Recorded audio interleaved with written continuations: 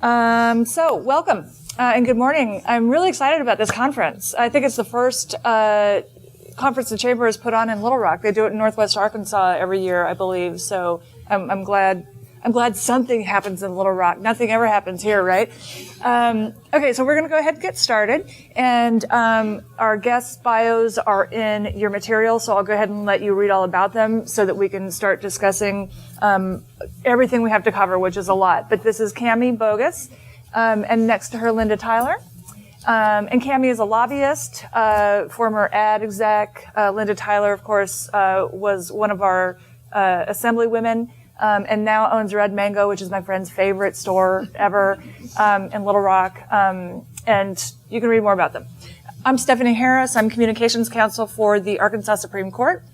And hi, come on in. And also I founded a nonpartisan nonprofit called Women Lead Arkansas. And our mission is to empower women to engage in politics, policy, and leadership. The subject is very close to my heart. So I want to start with a question. I would like to know who has ever thought about running for office? A few hands, good. Well, I'm going to throw a few numbers at you. These are all Arkansas numbers, and then we're going to get into the discussion. So in our General Assembly, the highest number of women who served was 31, and that was in 2009. In 11, it went down to 30, and right now we're at 23. So we are clearly going in the wrong direction. Our first woman was elected to the General Assembly in 1922, and in the last 90 or so years, we've only had 105 women serve in our General Assembly. It's ridiculously low. We are one of 24 states who have never had a female governor. Currently, there are 5 women in the country who are governors. We've only ever had one elected sheriff, one elected county judge, and about 13% of our mayors are women. So we are still way behind in Arkansas, but it's not just Arkansas, it's nationwide.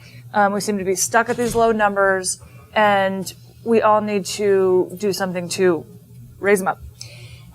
So I'm going to jump right into the questions. And Linda, I'm going to ask you first, since you have served, what made you decide to run for office? And Linda's from Conway. Thank you. It's a pleasure to be here, and thank you all for choosing this session. I appreciate it. I came to the political process late in life. I have heard other people say that I grew up knowing that that's what I wanted to be when I grew up, was a state legislator. Well, that just wasn't something that I had in my mind to do. As a matter of fact, I wasn't even sure when I was in high school that I'd get to go to college. Coming from a family that had very little means and a whole lot of dysfunction, as a matter of fact. Lots of people said she'd never go to college. But I did, and as a result, I've had some wonderful jobs in my life and have been very involved in a number of organizations. And I think women come to politics often this way, is that I served on our Conway Regional Hospital Board. I served on the foundation board, the UCA Foundation, and particularly because of the illness of my daughter, got very involved in all things about kidneys. And so I was on the board of the National Kidney Foundation and currently serve on the board of the American Association of Kidney Patients. But what I came to realize is just how important public policy is to what we do every day. It impacts the way we live. It impacts the way we educate our children. It impacts the opportunities that we have and our families have. So I was at Axiom Corporation. I retired from Axiom in 2008 after having been there 20 years. And I had decided to retire about 5 years before I retired, and was going through one of those processes that I often do, and that is, what do I want to do when I grow up? And so I was thinking about that. What does retirement mean for me? And it came to me a realization that public policy is so critical, and I wanted to affect that. And I will never forget the very first time I uttered the words to my husband. He was the first person I said it to. When I retire in 5 years, I'm going to be a state representative. And he said, that is exactly what you need to do. So I had tremendous support from him, but knew nothing about it. And I have found that it has been one of the most fulfilling things I've ever done in my career. And and wished that I had found it many years earlier. While we're still on this subject, you run 4 races, correct? Yes, that's right. So can you just, I hate to even say it this way, but you lost your last election. That's correct. So I think that it feels like women take it harder when they lose. Men tend to see it more as, so better luck next time, is sort of part of the process. Can you talk just a little bit about that? Or just the experience of running and winning and losing? Well, it's a lot more fun to win. Winning is better. Winning is better. Yes, I've run 4 races. My first race was a primary. So when I got into the State House race, I had a primary, ran against a gentleman that had lived in Conway all of his life, was president of the school board, was well recognized, and being naive, even as old as I am, you think, how can you still be naive? But you just do. I was very, very naive and thought, well, I'm just going to win this race. Not many people thought I would win. I didn't realize that. And actually, this is a quick story. I've just got to tell it. Actually, I'm a very data oriented person. So I came from Axiom. So I'm very data oriented. So I knew my data in terms of my district and who was going to vote and who wasn't going to vote and how I thought they might vote. Well, I actually lost my first race. I lost by 28 votes. And the next morning I was looking at the data and said to myself and to my husband, there is something wrong with the East Cadron precinct. There's something wrong with that. There's not enough votes. And so I filed for a recount, and I actually won the race by 24 votes. So that was my first race. I had a general election process as well. And then I had another general my second term. And then this last term I ran for Senate and lost. And it is tough to lose. And I don't know if we take it more personally or not, or maybe we're just willing to talk about the fact that we take it personally. I think certainly everybody hates to lose. But, I was driving here this morning thinking about it, and there was a discussion on NPR about Governor Rockefeller. And, I didn't remember this, but he lost his first 2 races before he was elected governor. And so someone had written something about the race afterwards that Linda Tyler was defeated. And my response to that, no, I wasn't defeated. I just lost an election. That was it. I wasn't defeated. So I think it's a matter of perspective. And if you go into the race thinking you can't stand to lose, then you probably shouldn't get in the race because you just don't know how it's going to go. Yeah, great point. And I'm going to ask you in just a second about your role in politics as a lobbyist and kind of what your experience is. But I am just reminded of, while you're talking, there's a study that came out in the last year or two called Girls Just Want to Not Run. And it's the gender gap in young Americans' political ambition. And they found 5 things that hinder young women's political ambition. I just want to read them to you, not to even have a discussion about it, but just to get it in your head, because we are struggling to change a whole culture. So I think it's important for us to be aware of what we do. 1, young men are more likely than young women to be socialized by their parents to think about politics as a career path. Number 2, from their school experiences to their peer associations to their media habits, young women tend to be exposed to less political information and discussion than do young men. Young men are more likely than young women to have played organized sports and care about winning. I think sports are really important for girls.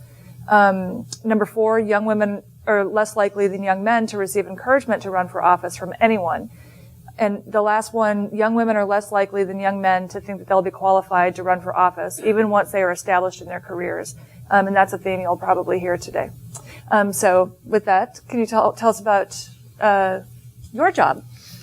I am a contract legislative lobbyist, and there are a number of different types of lobbyists, and there's some folks in the room that do the same thing that I do for individual companies or associations, and they too are lobbyists.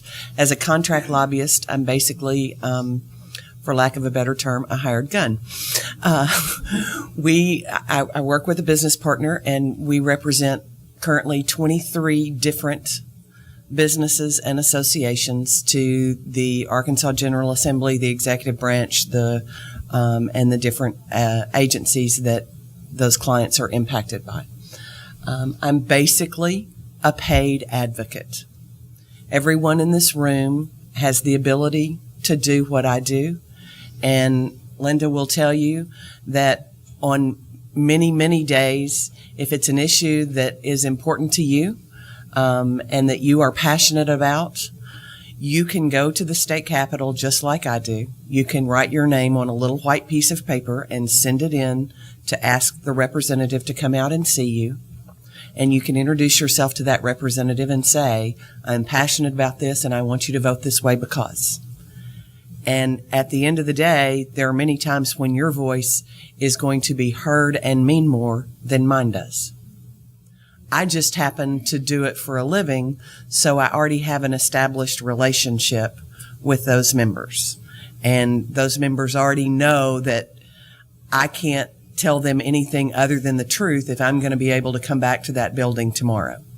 I function in a world where basically my job is my word is all I have, and my job is still done on a handshake. Unfortunately, in the term limited environment that we live in today, while that remains very critical to my side of the doors, as we call it, it should be as important on the other side of the doors, and with many members it is, but as we see more and more influence of people who have not been involved in the process, who don't have knowledge of the process, and who then seek to run, then their respect for the entire process and all the processes that go into it is somehow not the same. And so we have seen, I've been doing this for 12 years now, and when I first started, if a member looked at you and said, you know, I'm going to vote this way, then you didn't question that. That was where that member was, and you didn't go back every 10 minutes or every 2 days or whatever it was and check them to see if that's how they're going to vote. Unfortunately, in the environment that we live in today and with many of the members that we serve today, a member will look at me and say, yes, I agree with that, you're right, and I'm going to vote for or against that. And 15 minutes later, he will see someone else and say, yes, you are right, and I'm going to do exactly the opposite of what they just told me. We're at a women's conference. That is much more common to happen with men than it is with women. As a general rule, if a woman gives you her word, it's her word. And if she changes her mind, she has the simple, common courtesy to come back to me and say, you know what? I've changed my mind.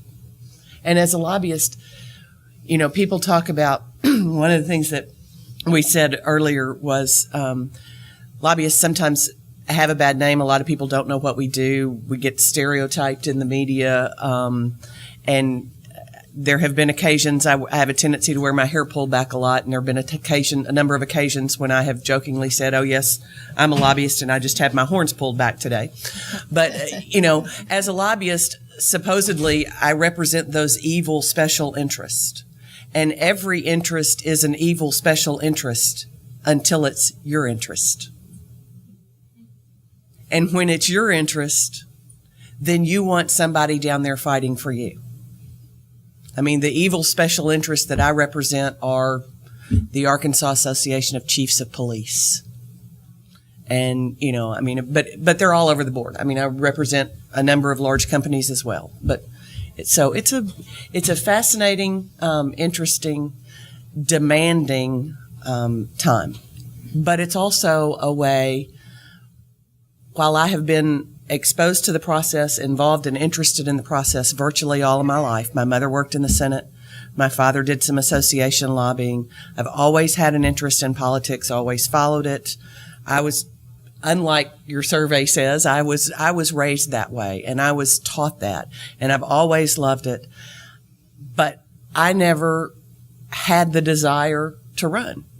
that was not my thing. But I had a huge desire to be involved in the process and to influence the process.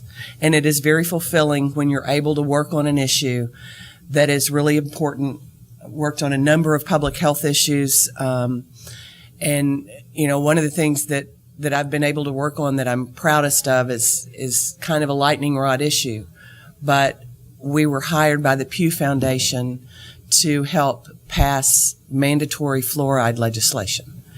And, you would think that you would think that, the fact that it's the single most important thing that we can do to improve children's health.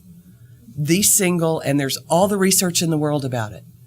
But you would have thought that it was the absolute end of the world when we passed that legislation. But my partner and I walked out of the Capitol that day and looked at each other and both had tears in our eyes because we knew that we had just impacted the lives of generations of children. So, I was very proud to be a co-sponsor of that bill. Would not have passed without her, I promise you. I don't know about that. But it's, it's another way that as women we can have influence in the policy and in the process. And don't let me forget, toward the end we're going to talk about how to get involved that isn't running for office, but I want to know later the most effective ways to communicate with our representatives at all levels. May I add to a couple of things that Cami said? First of all, in our term-limited environment, just think about this a moment. I was elected to the legislature in 2008, and I came to work my first day, January 2009. I had not been in the political process much at all. My second term, I chaired the House Public Health Committee. Now I'm very proud to have been able to do that. But I just think about the lack of knowledge and education I had. So how do you make sure that you're prepared? I made a commitment when I ran, and I've lived up to that commitment totally, that I would read every single bill I voted on. Now, when I made that commitment, I wasn't quite sure what I was making the commitment on. I'm glad you read them all. and I felt like I had made that commitment. I need to live up to my word. And I didn't have to vote on every bill, thank goodness, but every bill I ever voted on, I read. But you read a bill and they're kind of technical, and sometimes you don't really know what they really do, and they're taken out of, they're amending other bills, and so you really don't have an idea of how they work. Well, there were two sources I would always go to. Well, three sources I would always go to. I would go to some of my fellow legislators for sure, who had been around a while. I would also talk back to my community, the people who were involved in it. I'd pick up the phone and call the sheriff, or I'd pick up the phone and call a judge, or I'd pick up the phone and call the hospital and say, tell me how this might impact you. But then the third place would be to look to lobbyists. And I always asked the lobbyists to do two things for me. I want them to tell me both sides of the story. I do believe that if a lobbyist, and all of the ones that are here in this room certainly can do that, if a lobbyist can't tell me both sides of the story, they're not going to be a very good lobbyist. And that includes, by the way, who's on the opposite side of what they're trying to achieve. But then secondly, and Cami mentioned it, is tell me the truth. If you don't tell me the truth, I'm not coming back to you again. And I'm pleased to say that we have to have lobbyists, I believe, who represent interests like chiefs of police or the hospital association or consumers or teachers. We have to have those folks there who bring that perspective, because we can't know everything about everything. I will say that another thing, and I think this is a room full of women who understand the importance of a lobbyist and don't necessarily think that we are the most evil people on the planet. But one of the things that I always like to remind people is I have yet in 12 years to ever be involved in an issue at the state capitol that there wasn't someone as equally talented on the other side of that issue. It's not like I'm the only person out there and I'm the only voice that the representative is going to hear. There are people on every side of every issue. So, I think sometimes lobbyists get a bad rap because we're, supposedly, again, special interest. Mm-hmm. But there's always someone on the other side. So it's kind of a weird combination between being a school teacher and a salesperson. Well, and I want to also add to that while it is, I think it's important we have lobbyists in the Capitol. Cami mentioned this to you as well. Any of you who have interest and have concerns about issues can come and visit with your representative and your senator at the Capitol. And as a legislator, your input weighed better in my mind than the lobbyist input, because you're the folks there that are going to have to deal with the law every single day. So I think it's important that we are, and I applaud and particularly admire people who come to committee meetings who aren't paid to do that, but they just care because it's so important to them, this particular policy, whatever it is, and sign up and testify before a House or a Senate committee. That is so intimidating. I can only imagine how intimidating it must be. And I think that the legislators appreciate people who do come and make their voices heard. On that note, I was going to wait till the end, but since we're talking about it, Arkansas is a small state, right? I mean, what is it, 2 degrees of separation, pretty much? Yes. And I'm not even from here, but I feel like I'm related to everyone. In this last year, I made 2 phone calls, and because of my position, I have to be very careful politically, because we're nonpartisan, and I follow the same rules as the judges, but I'm still a citizen of the state. I'm still a female citizen of the state. And so I called the governor's office once to ask him to veto a bill, and didn't have to say, I'm Stephanie, I work for the Supreme Court. I was just like, I'm Stephanie, I live in Little Rock, first-time caller, long-time listener. And I want the governor I'm asking him to veto this bill. And they said, okay, thank you very much. And I felt so empowered. It was like, this was so easy. What took me so long? And then the second was I called the Speaker of the House on another issue. And he called me back. And I said, I just want to let you know how I feel about this. And that was it. Everyone is so accessible in this state, and it is foolish not to try to communicate with them.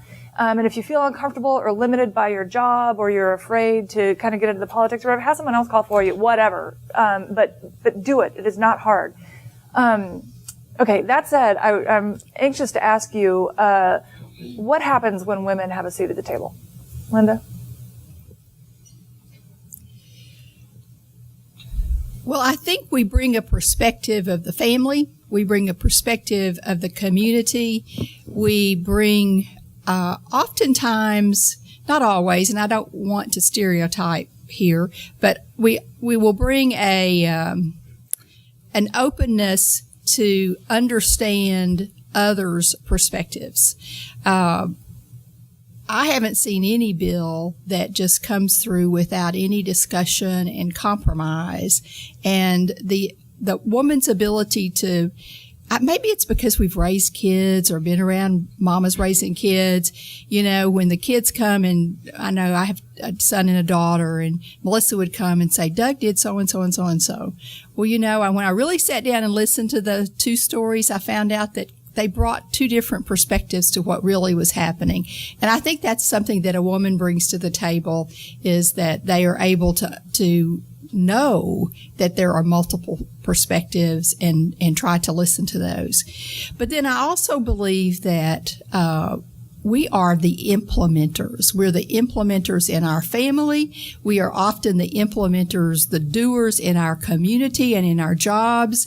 And so when we are faced with policy that may be altruistic and the best policy, the best idea in the world, but when it comes down to how does it really work? how are we really going to put that into play in our own community, in our own school, in our own hospital? I think a woman brings that perspective that a man often doesn't think about bringing. Cami, you have anything to add? Or do you want to talk about your experience as a female lobbyist at times? Well, it's, I definitely agree with everything Linda said. I think women bring a certain amount of compassion. I think that we all know from the standpoint of implementation and getting things done, if you really want something done, find the busiest woman that you know and call her and ask her to do it, because she'll find the time and it will get done and you won't have to worry about it. I mean, that's the nature of being, a professional woman, and that may be being a professional mom. I mean, one of my real good friends owned a business, sold her business, had a family, and has been being a mom, and she's now trying to decide what business she wants to do next. But, those are all professional jobs. I think that there is still, I think that we would be foolish if we don't acknowledge the white elephant in the room. There is still, especially in politics, very much a good old boy system. Very much a good old boy system. I will just share that there's every lobbyist does their job in a different way and has a different approach to it. My business partner and I clearly have a very similar approach, and we will be talking about, breaking out a committee of who, I'm going to talk to this person and you're going to talk to that person, and who do you want? We'll just be looking at a committee list, and we have an issue that we need to visit and educate the entire committee on. So we divide and conquer. I mean, fairly logical. But we'll be going down, and it may be someone that I have a very good relationship with, and I'll say, oh, well, I'll talk to so-and-so. And then Bruce will look at me and go, wait, this is serious policy. He doesn't want to hear that from a woman. Mm-hmm. It's very true. It frustrates the ever-loving you-know-what out of me. And I will pitch and, scream and yell and cry and pitch a fit in the office. But when I walk in the Capitol, I'm still going to give him a hug, and I'm still going to do, all of those things. But I'm not going to have a substantive conversation with him because he won't hear what I'm saying. You've got to know where you are and where you can go. And it's sad to say that that's the way it is, mm-hmm. but unfortunately, that's the way it is. Yes. Can I ask a question?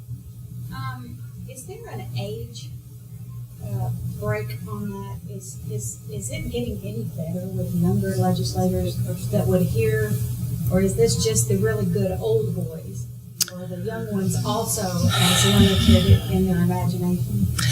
I think it's, I almost want to answer that both ways. There is a nice, and there's, I'm looking for some head shaking in the room. There's a nice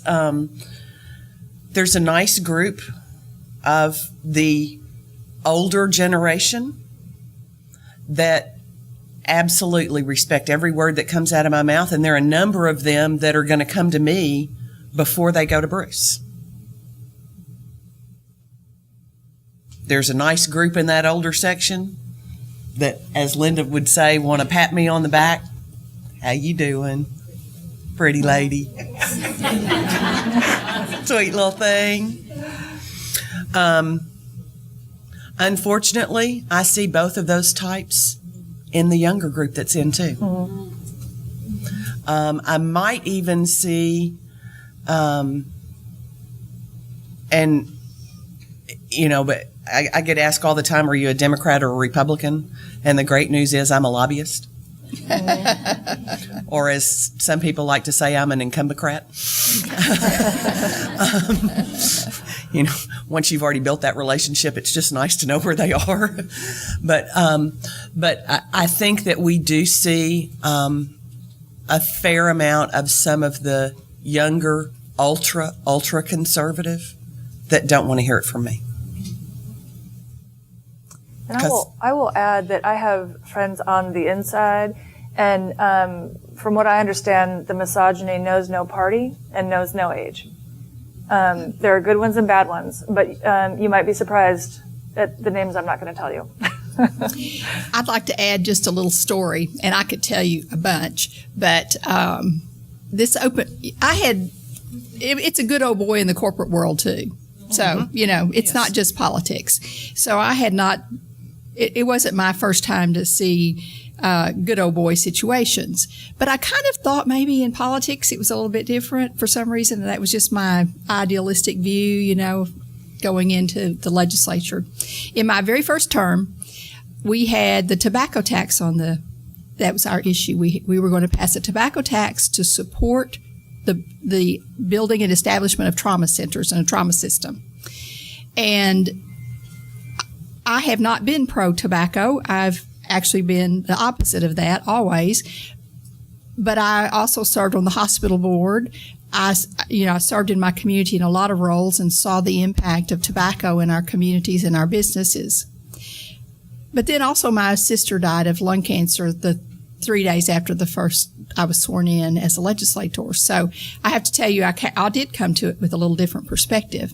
However, during that debate, and we were getting calls after calls, I'd get a stack of pink slips this high every day of people, many of them from out of state, calling me, trying to tell me, how important it was to not pass that tax. But I had a legislator call me over, we were kind of at a break. He patted the seat beside him for me to sit beside him. And he actually leaned over and put his hand on my leg and patted my leg and said, "Sweetie, I'd like to talk to you about this tobacco tax. You women kind of like the soft issues. This is not a soft issue. You women, though, like a soft issue." And I, in my sweet Southern voice, said, "That is just bullshit." I said, "It is an economic issue. Let's talk about the impact on our communities, the impact on our budget, the impact on our on and on and on. That's an economic issue." But really, he really thought patting me on the knee and telling me, "Sweetie, that's a soft issue. You don't need to be paying attention to that. You need to let us tell you how to govern." Unfortunately, it's not the whole legislature, but it is still alive and well in the Arkansas legislature. We need to change this idea too, Gwen. I'm sorry, just a second. Go ahead. Maybe some of these people are slow, but does that work for them ever? I mean, it seems like they would use that approach if it's not working. Well, when you only have 21 women in the legislature, in the House, then it could work. I mean, if they even were able to convince with that tactic 3 or 4 or 5 women to back away and to say, "That's not my issue, that's something I need to leave to the men," then it could work. Go ahead. Yeah. Do you, the women that were in there, because thinking back in 2009, I know some of the women that were there, just the thought of that conversation ever uttering to some of them, they would have probably put an M in front of them. But as women, do you get together, and is there a correlation where you can share and empower each other? The Women's Caucus. We have a women's caucus, we do, and that helps, and we will share our ideas and share the experiences we have in the legislature. And I think that, I just happen to be, I am who I am. I have this soft, Southern voice. There's nothing I can do about it. I'm actually a lot meaner than I sound. But But she says it in such a nice way. So I do think, I don't know if all women had that same experience, but, we've laughed about the people who we would go into the chamber and, stroke their tie, if we wanted to vote. So, yes, we rely on each other. So on this idea of having a voice sitting at the table, we talked a little bit about a story earlier about the Pregnancy Disability Act. Can you just, so your point was that, young women, and I'm 43 and only in the last couple of years have begun to realize that, we do have more work to do, right? So I'm picking up the baton and I'm running with it. But I don't have that sort of institutional memory, or I don't have that knowledge of what it was like before. Can you just talk about that experience? Well, I'm sure that Cammie can too. She's not that much younger than I am, but No, I'm not. just a couple of things. But I don't have There are kids. many times in my career, and many of you have been in the same place. I know a few of you have because I know you personally. Many, many times I'm the only woman sitting at the table, and that started early on in my career. I often say to young women, it hasn't been that long. I interviewed with a young woman who was doing a history project last week on women's suffrage, and she wanted to talk to me about that. And that hasn't even been 100 years. Mm-hmm. But in 1978 is when we passed the Pregnancy Disability Act. I mean, I'll just give you a perspective. My first child was born in 1968. And I was working at a bank. I was a teller. I had a pretty good job for no one with an education at that time. I went to college later in life. But I had to quit work at 5 months pregnant. You couldn't work past 5 months pregnancy. I had to quit, not take a leave, not even leave without pay. I had to quit my job. And then when my son was born and it was time to go back to work, I then had to go find a job. When I decided to go to college, I was doing this part-time, full-time sort of thing, trying to raise kids and go to college at the same time. I first decided I was going to major in respiratory therapy. I got a job at the local hospital in Conway. What happens often when you think you're not going to have children, you decide you're going to do something and you get pregnant. Well, here along came a pregnancy, and I went. This was before I reported to work at the hospital, and I went and told the administrator, I just want you to know I'm pregnant. I'm still planning to work and go to school, and this was, a job in respiratory therapy, and he told me I couldn't work. Now, I've been a sort of a troublemaker, some would say, for a long time. So I was so lucky that my counselor at school, my advisor at school, was Dr. Ferris. That was before he became president. And so I went and talked to Dr. Ferris, and I said, you know what? They've told me I can't have my job at Conway Regional. Well, Dr. Ferris happened to be on the board of Conway Regional, so he picked up the phone and he called Bill Langford and said, I think you should hire her. So, I went to work at the hospital. Now, several years later, I became chairman of the board of that hospital. It hadn't been that many years. And someone asked the question in the session a while ago about regressive policies with companies. I think it's hard to do, but speaking up and talking about the impact these policies have on the business and the individuals in that business it's important.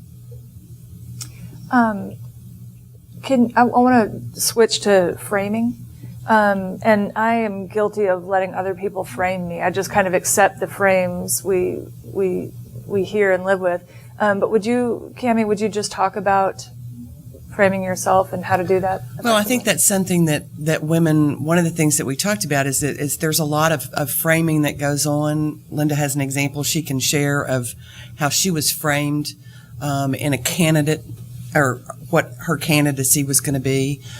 And But I think as women, a lot of times we do allow other people to frame who we are. Our husbands, our parents, our kids. And it's not until we really get comfortable in our own skin and we really get comfortable with who we are that we will take the reins and take control to frame our own self. This is very important in politics.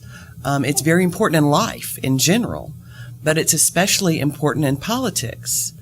Parties will try and frame you. Opponents will try and frame you. Everybody in the world is going to try and frame you if you step out in any way in a public role. Not just in politics. I'm sure Gwen's had people frame her for, what she does. Ladies, you have to be comfortable enough in your own skin to be able to say, this is who I am. And if somebody starts saying, this is who you are, you have to be willing to step up and speak up for yourself and say, with all due respect, no, that's not who I am. This is who I am. Joyce? Candy and Linda, and I was thinking about the framing scenario and from the political aspect of it, and also coming from the old chamber standpoint, thinking about male-dominated organizations. As women, I think we frame each other. Yes. And I was thinking, Linda, when she was in the legislature, a lot of the issues that we will take to women in the legislature are those that are related to Women. women issues. Why not to the man, who should be the advocate, and a woman can get on board, in that position or whatever. So we end up framing, and we sit at the table and we're saying, well, we need a woman legislator to let us carry this or whatever. Listen to a man to say that, and as a woman, we have to stand up and be a good gatekeeper and say why we have to get Linda, or why we have to get Joyce, or why we couldn't get the male to do that. So could you speak to us as to how we need to get out of the mindset as women of framing each other? Because if we are doing it, they've done it for years, but now that we're in the same position, how do we? We have done what we were taught. Right. We have done what we were taught. It's, our mothers taught us, our fathers taught us, our place. But it's also, it also gets deeper into some psychological things because we have a tendency to make judgments. And we're making a judgment about who would be good for this because. Now, it may be because we know that person and we know they're the right person. But the flip side of that is we've had some issues that appeared to be women's issues, and we took them to a man. Sometimes that's a good thing politically to do. Sometimes it's the right thing to do because it's the right issue for that man, because it's an issue that's close because of his wife or his daughter or whatever. But I think part of it is just that same blinder, rose-colored glasses, stereotypical, judgmental, all of those words that we have a tendency to creep back in under our skin. And we as women, rather than staying strong and holding on to those things that we've learned better of, we let those things creep back in and become a part of who we are, and then they cloud what we do. It's like any other habit, Joyce. You break it one little tiny step at a time, and it's not something that's gonna change overnight. Next year, 2 years from now, we're not gonna have 150 women run for office. But, if we have a few more, if everyone in this room walks out of here today and makes a vow that before they vote in the next election, they're actually going to get to know the candidates instead of voting for whoever sent the most flyers or whoever said what they said in a television ad, then that's taking control in a way that is very impactful. And women are, female candidates, we have to prove ourselves where men don't, right? We take men's words for it that they're qualified. Women have to prove they're qualified and get someone else to say, yeah, she's qualified, before anyone will take it seriously, right?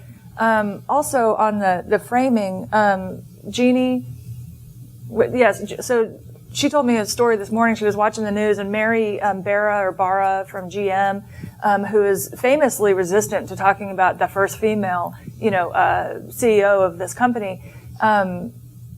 There's some recall, and so she issued a video statement about it and is now being criticized for being insensitive.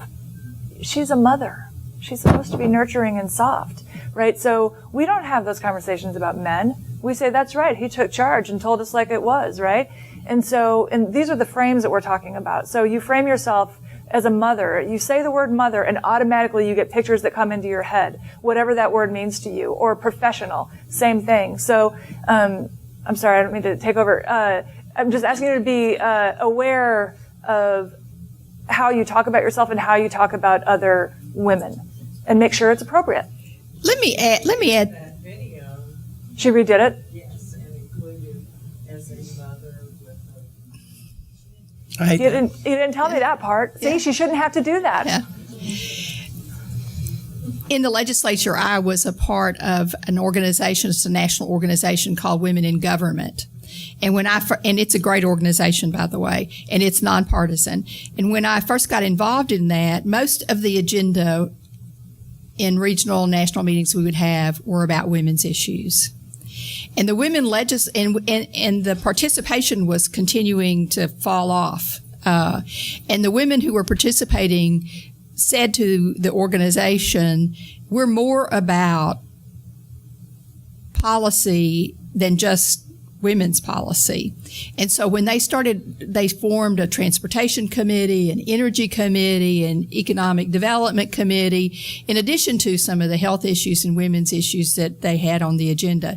And their participation has continued to flourish. And so women in the legislature all over the country, we have found that oftentimes we do get framed or pigeonholed into they only bring the women's issues perspective. But what we forget is that energy is a woman's issue. Whether or not we have adequate power, energy to go forward, whether we run out of resources and whether or not we pollute our environment while we're doing that, are important women's issues, and we need to be at the table for those just like we are for women's health issues. I want to make sure that, go ahead. I was just going to say, we are women, but we are citizens. We are people. And all of those issues, you don't hear men's issues. Name me an issue that the General Assembly takes up that only impacts men. Well, I can tell you one, but that's prostate screening, but that's it. And so the case being, we have to think back to that framing. We have to frame ourselves as who we are. And while that may be a woman, that's not the entirety of who we are.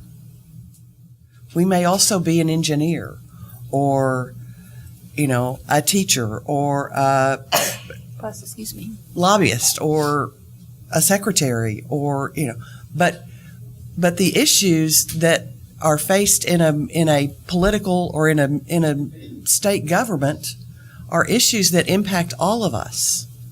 Yeah, and stop calling like childcare and healthcare and education women's issues. Those are economic issues, They are. right? I mean, they are issues for. I described it thusly once in an interview. I said, we're interested in all the issues plus some more. There are no women's issues. I mean, it's so stop using those frames as well. Yeah. Have you ever been criticized for your tenacity? Because I have often called it bulldog.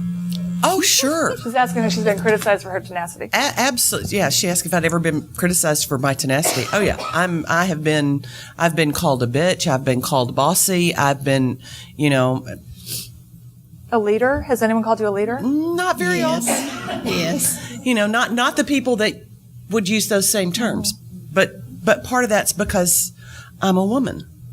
I mean, Susie's not in here, is she? One of the stories that I have shared a number of different times is I first met Susie Marks, who is, we all give her a big hand because she's why we're all here today. Mm-hmm. But I first met Susie working on bringing the first two SEC women's basketball tournaments to Little Rock. We set attendance records. It was huge for the city. It was huge for the state. Lots of things. And a few years later, after doing that successfully and successfully getting an NCAA men's tournament here, Susie and I had been working very hard to start a sports commission here. And we were finally told that the sports commission was being started and we were not included in it because it was sports and we were women and we didn't know anything about doing that. So yeah, I've heard it all. I've heard it all. Go ahead. Yeah. Yes. As we contemplate the future in Arkansas, we look at 17%, the declining numbers of women in our state legislature. What would you say to you from your perspective in 17 years? What is the number one thing that we can do as women to increase our voice in the political process? That is actually what I wanted us to close on, really. And it doesn't have to be just running for office, but before I let you answer, does anyone else now feel like they might think about running for office who maybe didn't before, or did we scare you off? Okay, good. Do you want to talk about ways to increase our presence? Well, I think it's, we've talked about it already some, but it's to get engaged in your local community, to get engaged in the process. Come to the Capitol, go attend some quorum court meetings, go attend some city council meetings, understand what's on the agenda.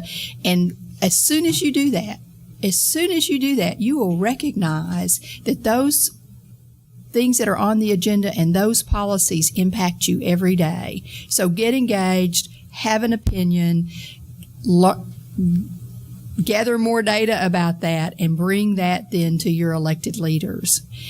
The other thing I think would be helpful, anybody who's even contemplating it, and I would encourage each and every one of you to, it's one of the most fulfilling things I've ever done in my life is to serve as a legislator. Help others get elected. Mm-hmm. I think Senator Elliott mentioned it earlier. It is a lonely place as a woman candidate, going door to door and asking for people's votes, picking up the phone and spending hours every day asking people for money. Help other women do that. That would mean that would make a big difference in making sure that your voice is heard, because it'll be heard through other candidates that you might support. I personally would not have been elected without the women in Faulkner County who helped me and guided me and made phone calls on my behalf. You know, I think about Joyce Miller, a dear, dear friend of mine, who walked door to door. Joyce Miller is 83 years old. She walked door to door for me several times. And I would just encourage you to get involved in whether it's a city council race, a quorum court race, a state legislature race. Get involved, and you'll understand how important it is to be involved. I'm going to start at a little bit more basic level. And I don't want to show of hands, but I want everybody to just think in your own head. Do you know who your city councilman is? Do you know who your justice of the peace is? Do you have their cell phone numbers? Do you know who your state representative is? Do you know who your state senator is? Do you know who your U.S. congressman is? Do you know who your U.S. senator is?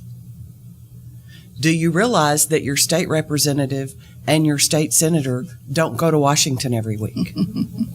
These seem really basic to some people in the room, but the first place that we all need to start is to educate ourselves to the process. Educate yourself to the process. There are tons of people that are willing to help. It doesn't cost money to get educated on this process. Once you've educated yourself on the process, start learning what the issues are. And as I said before, don't necessarily frame your opinions based on what you read. Go do research. Get the real data. I have been in many committee meetings where I read the article in the paper the next day and went, really? You were in the same room? Oh, wait, that's right. You left 30 minutes before the meeting was over. You didn't hear that second part. It happens. It happens. So learn the very basics. Ask around. Don't be afraid to ask. There are no stupid questions, especially when policies are being discussed. Ask, how does this impact me? What is this? What about this? Could this possibly happen out of this? From that, start forming your opinions. But again, every committee meeting that is held, and while our General Assembly only meets in regular session every other year and in fiscal session in those opposite years, there are committee meetings virtually every week, 52 weeks out of the year, that are at that state capitol. Take a lunch hour. Learn. Does everybody in here know the website of the Arkansas General Assembly? Is there anybody that doesn't? It's okay to not. It's okay to not. All right. It's www.ark.state.ar.us. You can go to that website. It tells you exactly what time meetings are. You can look at the agenda. You can see what's being discussed. Find something that's of interest of you and just go watch the process. And find women like these who are there, who have done it. They will answer your questions. You are happy, right, to bring people up with you. Absolutely. Don't be afraid to ask. Make the phone calls. We have to stop. So thank you so much. Thank you all. Great questions.